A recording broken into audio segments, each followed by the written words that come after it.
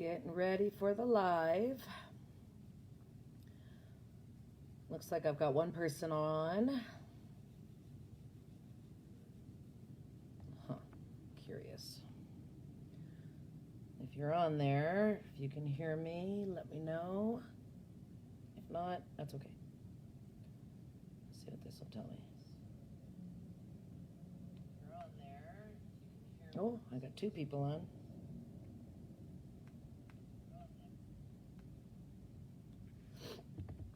Back down to one. That's okay. No problem. Hi, Zoe. How are you, hon? Saw the pictures of your outing with the kiddos. That looked like a lot of fun.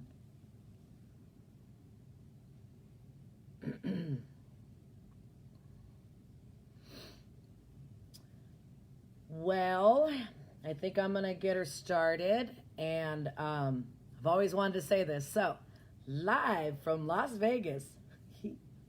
I've always wanted to say that. Anyway, you made it, Serenity. Good to see you, hon. So today I want to go over hoodoo. Well, I don't want to straighten out so well. And then at the end, after I'm done with it, I've got 3 different hoodoo spells that I had to ask permission to be able to share first. Hoodoo, doesn't have a lot of rules, but just out of respect, I wanted to ask my mentor, my hoodoo mentor, if I could share his spells. And of course, he allowed me to. So anyway, I'm going to jump right on in and go over hoodoo. So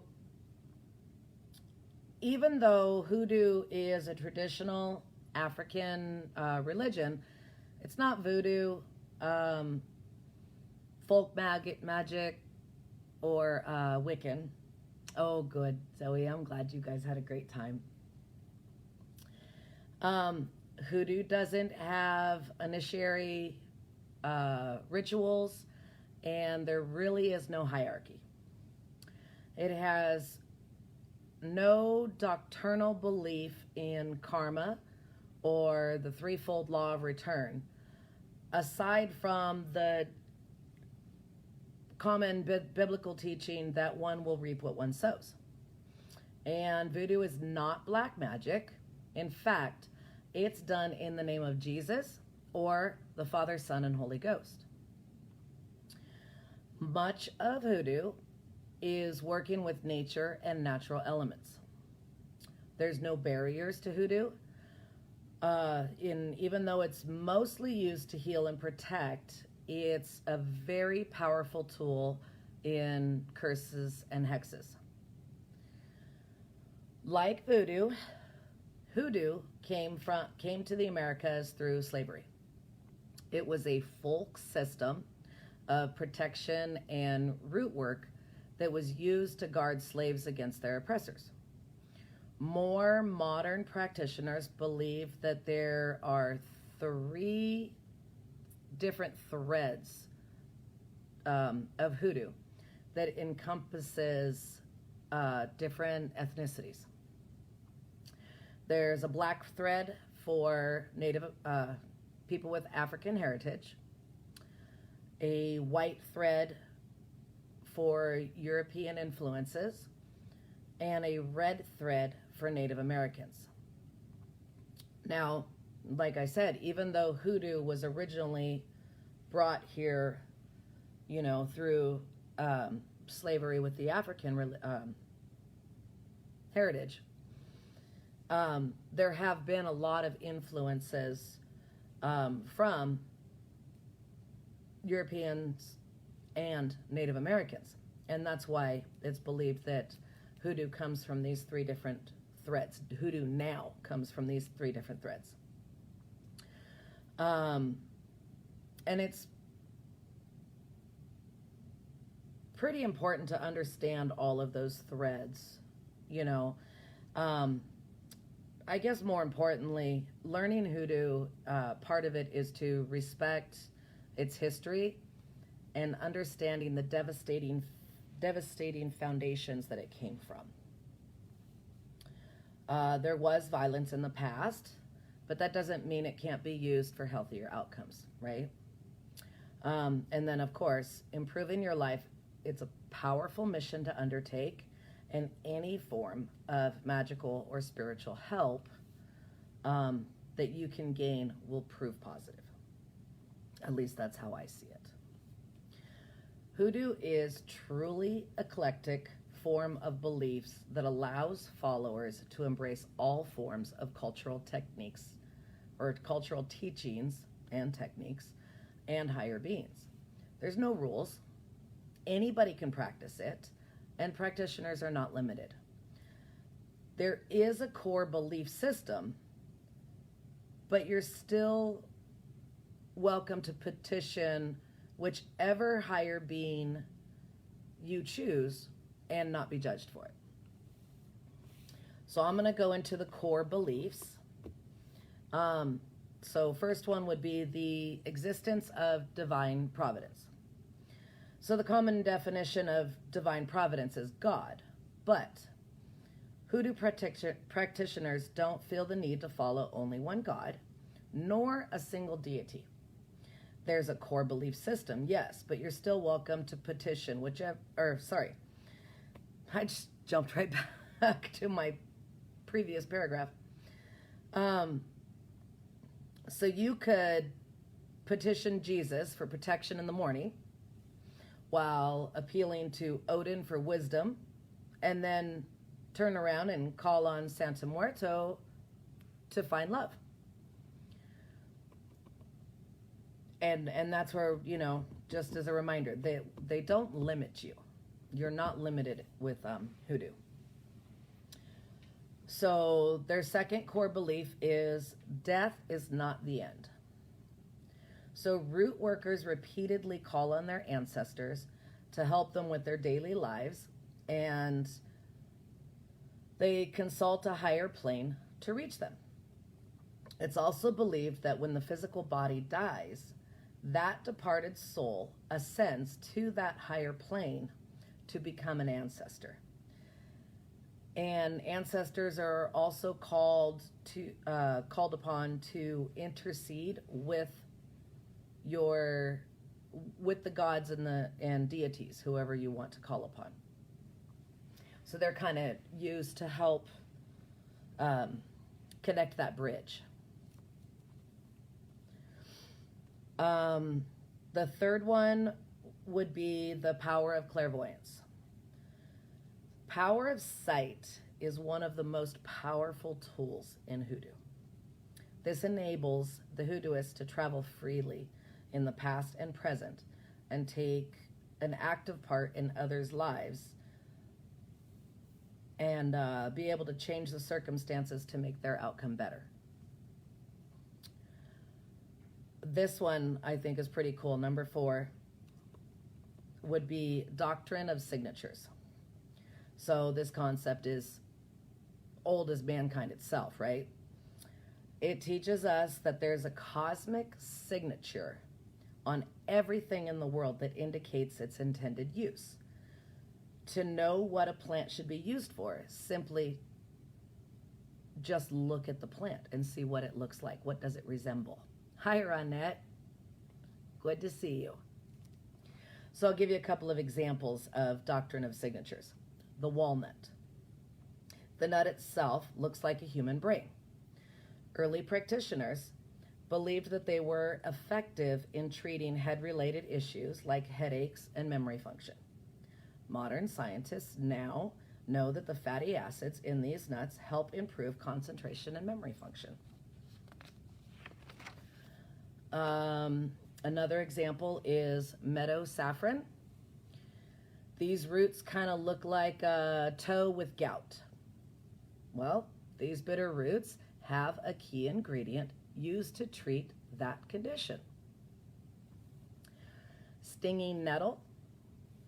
The hairs on stinging nettle plant looks like hairs on our own hairs, or even look like insect stings. this plant, used in lotions and salves, help to improve circulation, resulting in hair growth. And it's also used in treating insect bites and stings. So you see what I mean by look at the plant and be able to see what it could be used for. One of the other ones that I have here is lungwort. So the white spots on this plant look like diseased lungs. That's where it got its name from. And it has been used for centuries to treat coughs, asthma, and even tuberculosis. Pretty cool. I love that concept. I believe I think it's pretty cool. Our fifth core is retributive justice. That's how they word it. So Hoodoo is mainly focused on doing good and improving the lives around them. But it also believes in an eye for an eye and allows people to demand justice to fit the crime. Usually it'll take form in inflicting illness and pain, and it's very rare to be more fatal. At least I hope it's still rare. And then intention. With many forms of magic, the power to curse or hex a person depends on the person laying the curse or hex, right? In Hoodoo, these curses and hexes will only work if the person it's directed at is deserving of it. In retributive justice, many Hoodoo practices involve powders labeled with intention to aid in the intention and aid in the retributive justice. Those two go hand in hand together. Give you a couple of examples of Hoodoo powders. So there's one that's called a boss fix powder, and it's designed to bring your boss into line. There's a confusion powder, and it's designed to bring chaos to those working against you. Court case powder is used to influence the courts in your favor, and these are the most commonly used powders. Devil's shoestring sachet is used to restrain your enemies and restrict their movements. And hotfoot sachets are used to drive people away from your life. Now the catch, boss fix powder will only work if your boss is a bad one. If it doesn't work on your boss, maybe you're a bad employee. You know, so like that's where we go back into the retributive justice, right? It only works if they deserve it. Court case powder, it's only going to work for the innocent parties. And can it come back to you? Yes, it can. If that person is not deserving of it and you're deserving of it, yes, it can come back to you. That's one I've heard. It's really powerful. Yes, it is very powerful. I've known people that have had to use it to get rid of somebody, and it worked very well. I was very close to wanting to use it to make my ex go away, and I ended up not, which was a good thing. It just came down to threatening him and telling him to leave me alone. Hotfoot powder is very common, and it is very powerful. Um, so yeah, it all comes down to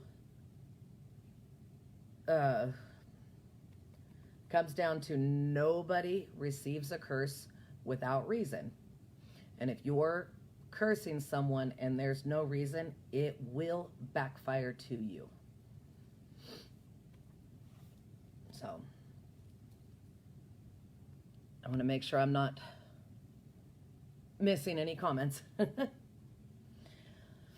So those are the core beliefs, but you're not limited, which is awesome. I think it's awesome. So one of the other things that Hoodoo pull from is astrology. So it's not a mainstream that's used in Hoodoo, but astrology is used to affect the timing of your spells, the timing of your root work, calling on to your ancestors. So depending on what you want to happen depends on what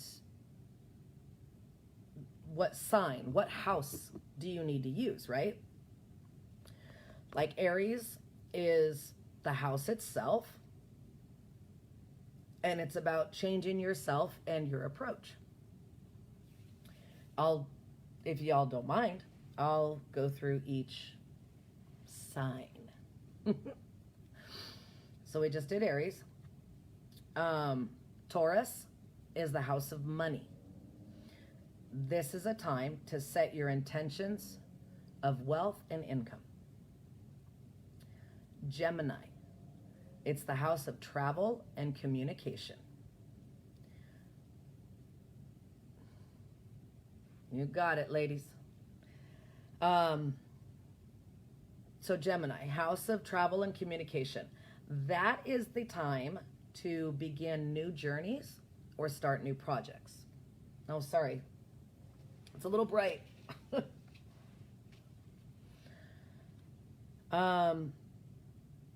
Cancer. That's the house of family. And it's a time to form stronger bonds and contact people that have moved away. It's also a time to clean and declutter your home. A clean home helps to have a clean mind. Leo is the house of love. It's a time to attract a new partner or aid in that new project.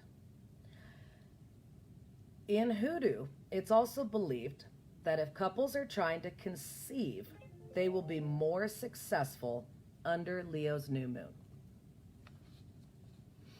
So, anybody out there trying to conceive, wait for Leo's new move and have at it.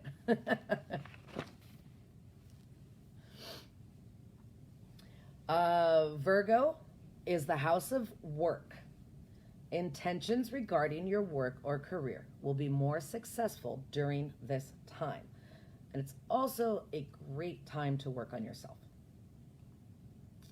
Let's see, Libra is the house of relations.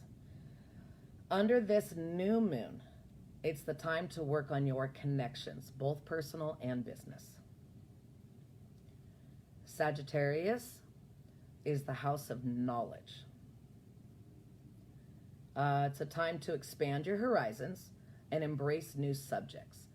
Try something foreign, something that you've never tried before. Take a trip or study a subject that has never appealed to you before. Scorpio, it's the house of enigma. When this moon is in the 8th house, it's time to set intentions surrounding shared resources. So this has to do with paying off debts, resolving tax issues. It's a time to aid in getting your house in order so that you can begin saving for future projects, future life, anything that you want. Scorpio is the best time for that. Capricorn is the house of the public. It's a time to work on your image. Be visible at work and receive the recognition you deserve. If you have an online presence, it's a great time to improve this presence. Aquarius is the house of friendship, and this is the time to meet new people, network in different online groups, and increase your social interactions. And then lastly, we have Pisces. This is the house of the hidden. This is a time to discover your inner self and use this time to meditate and find your inner peace. Set your intentions to work on yourself and say no to other people. I feel that Pisces is one of the most important ones. I mean, we can't be clear and we can't be truly ourselves if we don't work on ourselves. I'm a firm believer of self-care.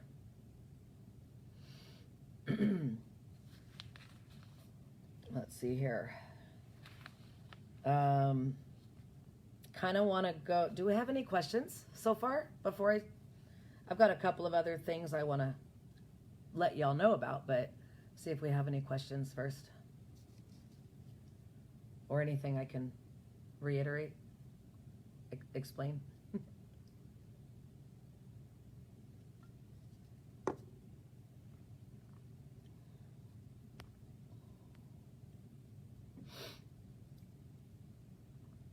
Okay. I'll move on. So in Hoodoo, of course, we have natural elements, things of nature, and it's very important. But everything has different meanings. So Hoodoo's magical waters, there's a few of them, and I'll go over what each one means for Hoodoo. War water, it's made to send your target far away from you.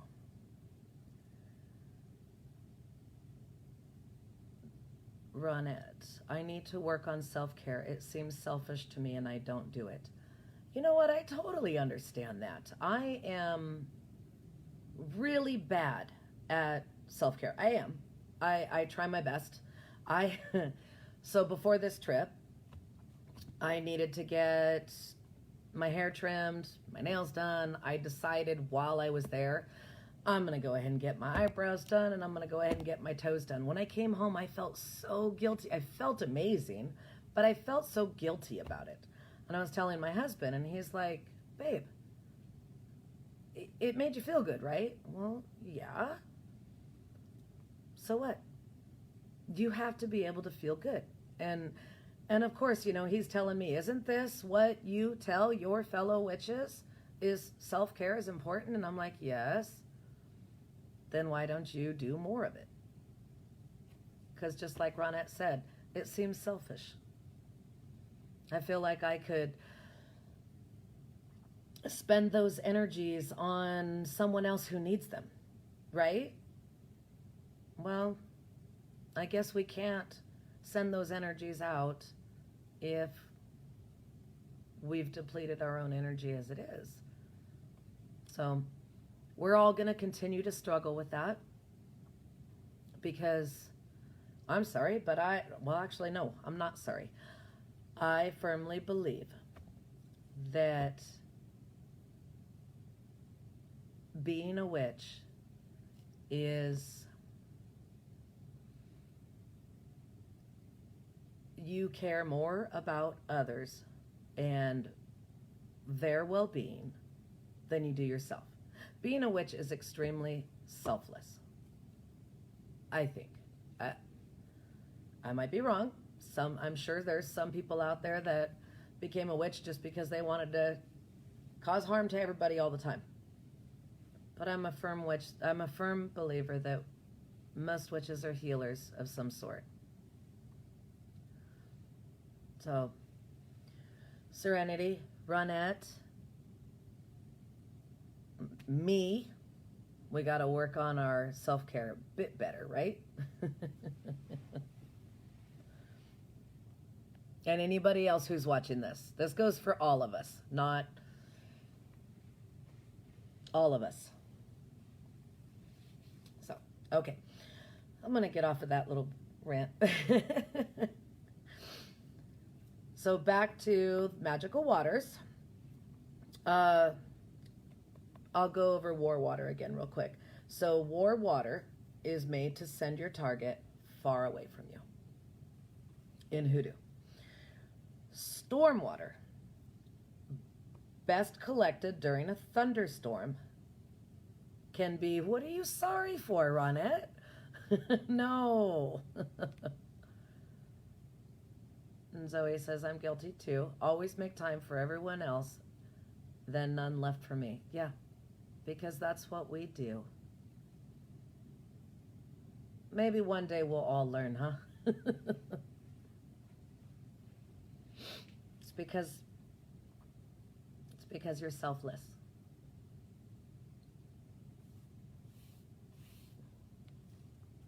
You guys. Yeah. Okay. Stormwater. Stormwater is best collected during a thunderstorm. And it can be placed on your altar and used to supercharge your workings. Stormwater is amazingly powerful. And it doesn't have to be a crazy big, tornado type thunderstorm. You've got thunder and lightning going on outside. You don't even have lightning. You just have a little bit of rain and some thunder. Get that water. And you don't even have to do much with it. Just set it on your altar. It's crazy powerful. Yeah, I know. I like that one too. Rose water. I like collecting it. It's just, I don't know. I tend to work best when there's a storm happening. Just collected some storm water. Got 3 in a row. Ooh. Yeah, we haven't had any storms lately in our area. So I've got my jars ready. I'm waiting. And as soon as I can, as soon as we get a storm, I'm definitely going to collect it because, well, I need it. But jump on to making rose water is such a pain. It is. And, I mean, it smells great. I'm not very good at it.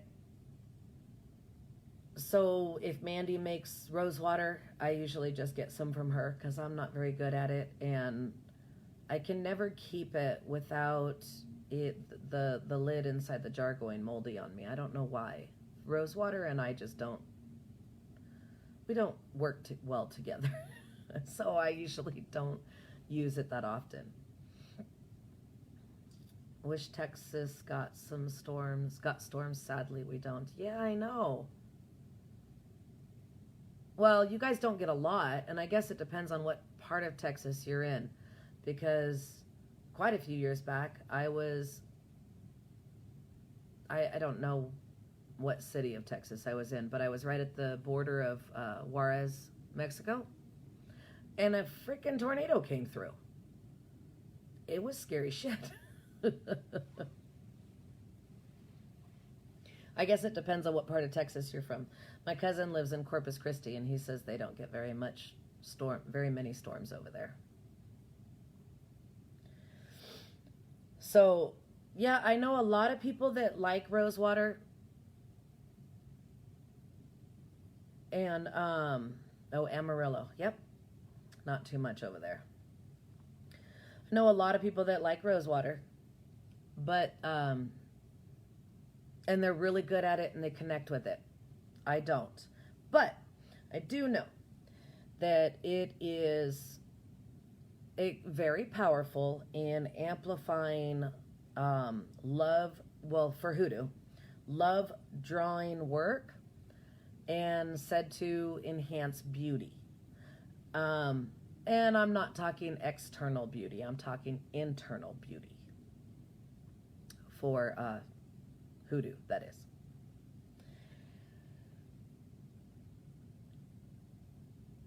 And let's see, the next one, spray rose water on my face every time I'm stressed out. Is it the scent that helps? Because I do make lavender water, and I love it. And it just helps me to just chill out. But I also I've got lavender plants everywhere at home. And any new home that I move into, I plant a bunch more. I can never have enough lavender. I guess I use it in the same sense. I use lavender water instead of rose water when I get stressed out. I do make it the same as, well, I make it more like a tea. I put large lavender sprigs inside a pot of boiling water, and I let it steep for about 20 minutes. I do the rose water a little bit differently. Maybe that's my problem. Maybe that's what maybe I need to do it the same as the lavender, and it'll keep longer. And then, of course, I let it cool down and then strain it, and I've got my water. And sometimes I'll leave bits and pieces of lavender inside of it, inside the container.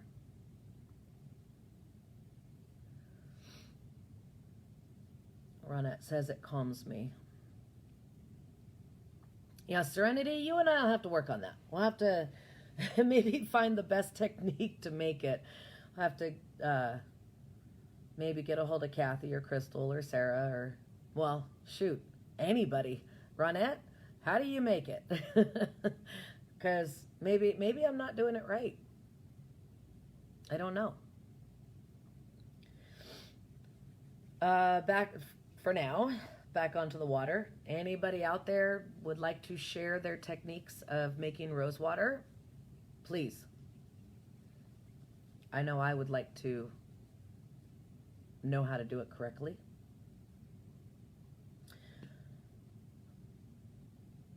When I make it, I don't just boil, just simmer for a long time. So how much is a long time? If you don't mind my asking.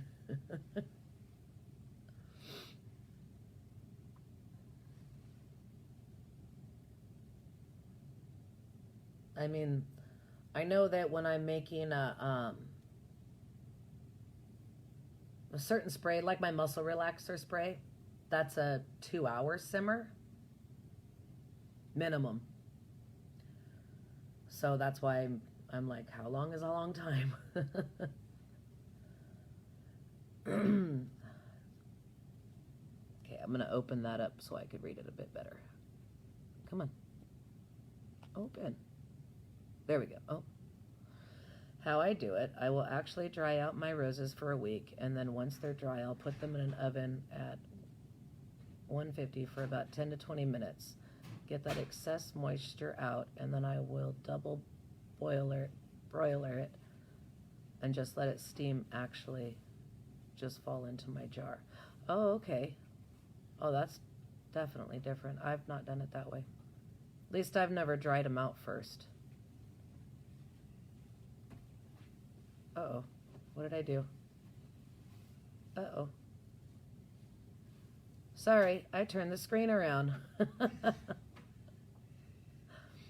Long time. You have to add water as it evaporates, like 6 hours. Oh, okay.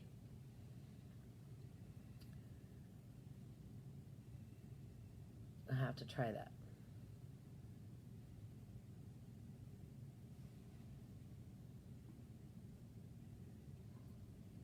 And Ronette uses fresh. I use fresh when I do the lavender.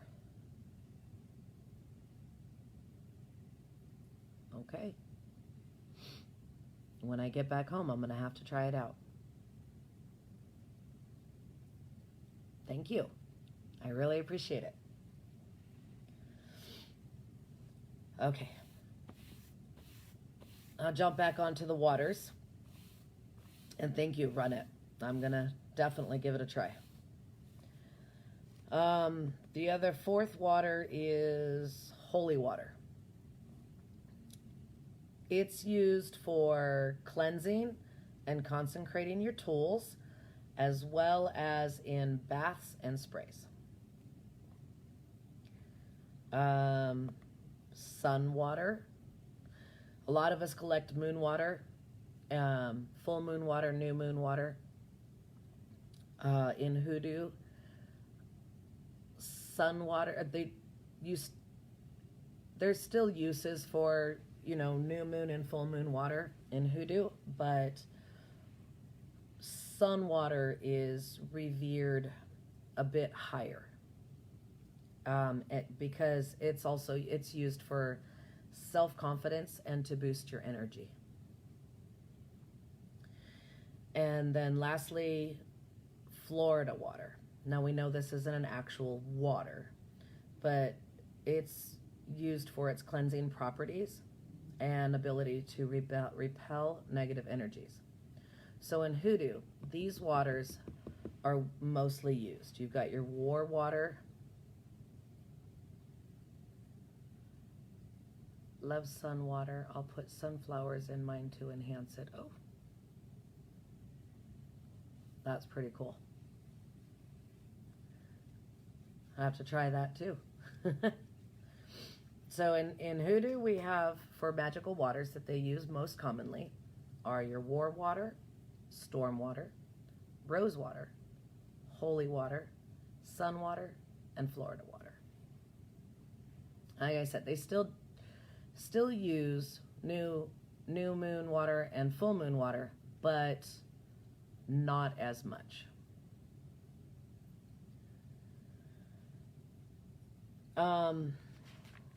Yes, sun water. I know, I like sun water a lot, and it is very energizing. Never thought all those years of grandma making sun tea. Wonder, you kind of grow up and it's just great and refreshing and you feel energized, and you thought it was just the tea. No way. That's sun.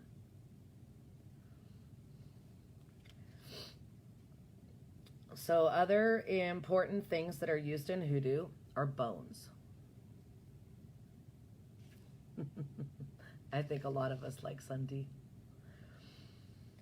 Bones are very commonly used in Hoodoo. We have what is a luck bone, and it's a bone of a pig head that's T-shaped, and it's for luck and prosperity.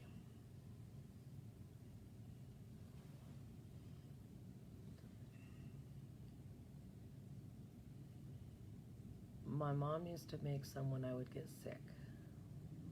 I never thought of that. There's a lot of things that we grew up with that we didn't think of that go back to, oh wow, look at that. And they've been doing it for generations. It's been there all along, I guess.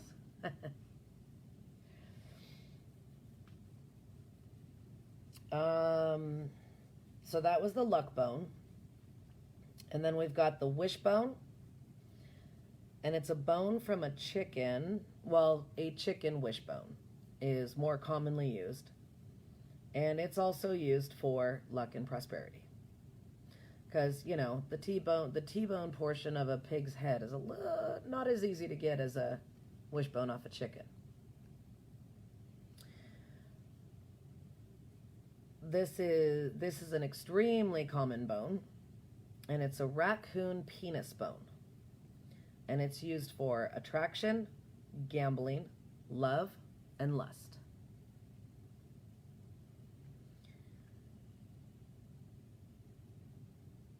not as easy to get,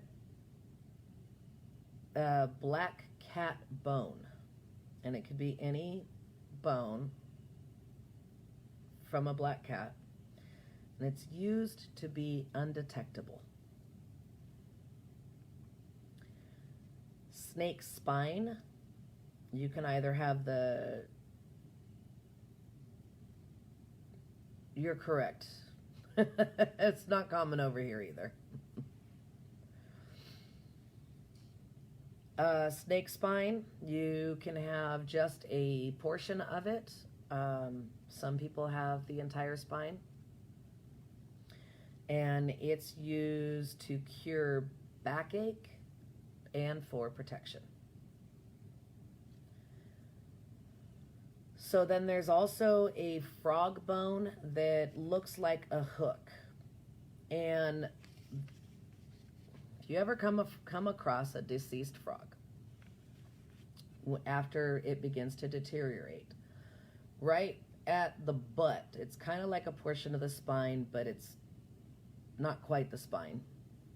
There is a bone that has a hook on it. That's the one you're looking for. And it's used for attraction or to hook a person. And we go back to chicken bones because they're very common. If you put chicken bones at your door, it helps to keep away undesired guests. Let's see. The animal metacarpal bone, and most commonly in hoodoo it would be a raccoon hand paw bone, and it's to protect you to protect against being rooted or conjured. Alligator teeth and shark's teeth are used for luck, prosperity, money, and avoiding other witches. Kind of brings you back to the undetectable. So it's a great substitute instead of using a black cat bone. And then eggshells. In voodoo, eggshells are considered bones, and they're used for cleansing and protection magic. Mainly, especially with hoodoo, mainly for cleansing and protection magic. And when ground, it's used to ground into a powder. It's used to act as a barrier between the worlds.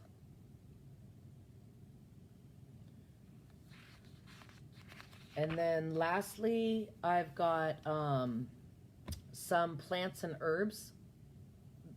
The most commonly used plants and herbs for hoodoo. So, Rose of Jericho. Spells cast with this plant involve resurrecting an old love or creating a new love.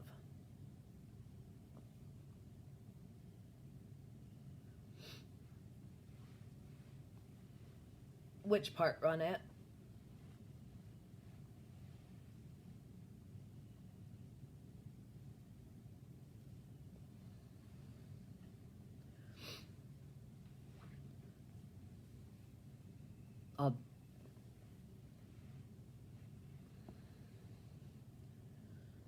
I'm sure you'll tell me in a second. The second one would be horsetail. The second plant. So when horsetail is harvested correctly, it's used to cleanse the body. And it's used to cleanse the body because it has beneficial fungicides.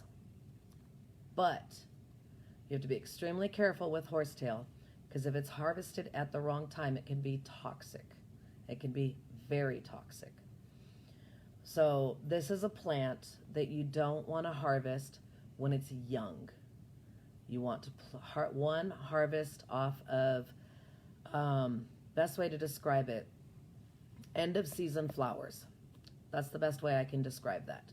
You don't want to harvest when it's just starting to get its bloom to it. So spring, no. Summer, late summer, maybe. I would much rather harvest it in the fall. And that's going to be its least toxic point, because that's when it's starting to go into its dormancy. And right, Ronette, I think the bones are pretty cool. And just what you can use them all for, and how they can substitute. We all know that basil is a magnet of fortune. And especially in voodoo, it's also used to ward off evil spirits and bad vibrations.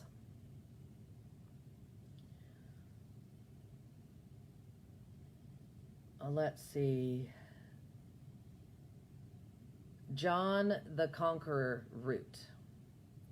So this root is a big staple in hoodoo. You only have to possess the plant. You don't even have to harvest off this plant. It's not easy to get a hold of, but if you can, just put the plant on your altar. And it's used for love and luck.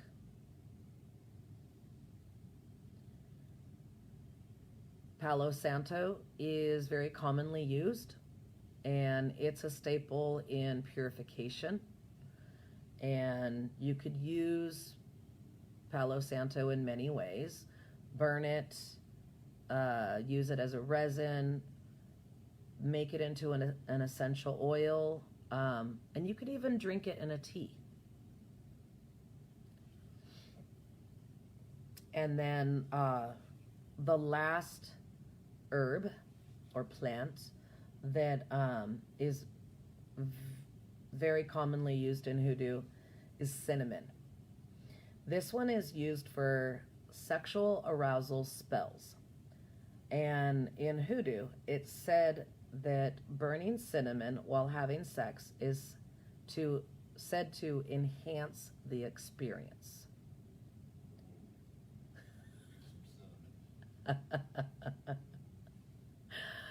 Oh, my husband just heard that one.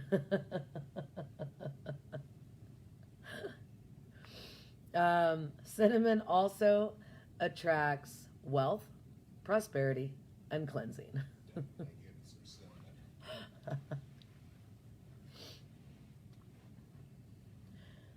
We all know cinnamon is used for many things. Yeah, I know, right?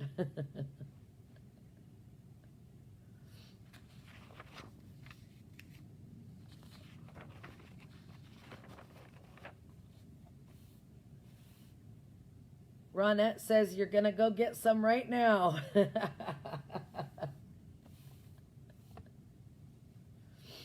He might have to hold off on that.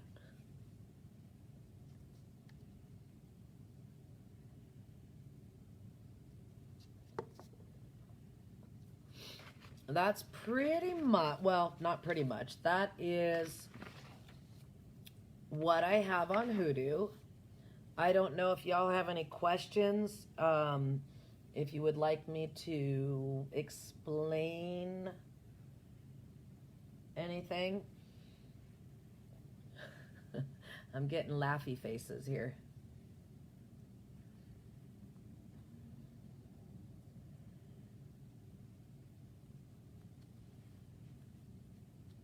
One of the things that I really do like about Hoodoo is if you're a Hoodoo practitioner, you can't just curse somebody, which I don't think you should anyway, right? We always say that it is the absolute last resort to take. Well, Hoodoo takes it even further. Can't curse them if they don't deserve it, right? Serenity, you said sun tea, so I'm making some. soon as we get warm weather at home, I'll have it going. Get some sun tea made. I love drinking sun tea. It's just, like I said, delicious, refreshing, and so energizing.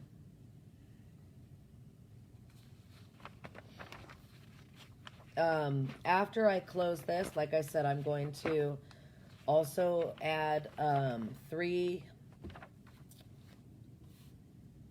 hoodoo spells that were given. They were given to me by another hoodooist, and I had to ask for permission to be able to share them. So one of them, it's called a poisonous apple curse. And this curse brings out people's true colors and forces them to feel the pain and consequences of those actions. And I'll post these so you guys can put them in your grimoires. The other one that I received is Oil of Insanity. And I wrote this on the spell page itself. No, Serenity, Hoodoo is not a closed practice. It's actually one of the most open practices that there is. But I asked for permission to share his spells out of respect. These are his personal spells.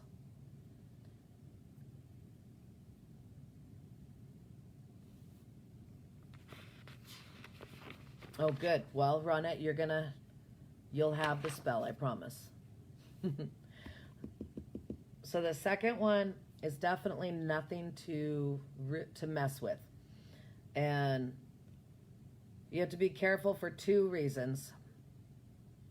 One, it can harm you if you don't do it right, both mentally and physically. So this is one that you wear gloves when you're doing. It's called Oil of Insanity. And I even put on here, if you're inexperienced, it can backfire immensely. You have to be really careful with this one. But it is used to drive someone absolutely batshit crazy. So it's pretty strong. And then the last one that I'm going to put on there, it's to help get the house that you want to buy or rent. And it's very easy, but also very powerful if you do it at the right time. This one, remember how we went over the different astrology of voodoo?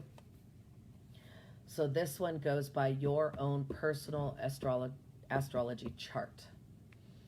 If, in other words, and I put the example in here also, if I want this to happen, me being a Taurus and my birthday is May 20th, I would do this under the full moon in May. So this one, to bring the home that you want to rent or buy, this one goes by your own personal astrological sign. So, alrighty. I'm thinking on that note, unless we have any other questions or anything like that, I'm going to close out the live and get these spells posted for everybody.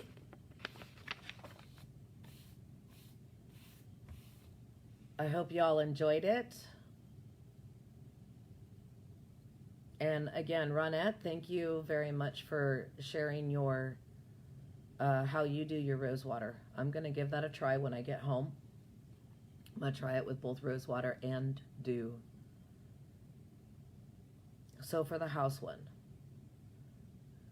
does it go with the full moon on your house? Yes.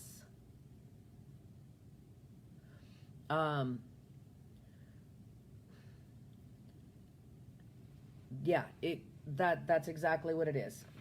So for me, mine would be May. So I would do mine the full moon of May.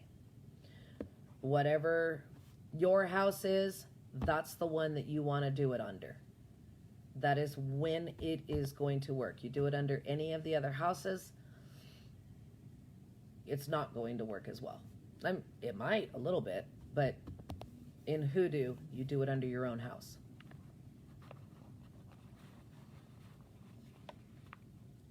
Well, you're most welcome, Zoe. On that note, I'm going to get these posted as quickly as I can, and I'm going to go goof off in Vegas with my husband. Many blessings, everybody. Have an awesome day. Bye-bye.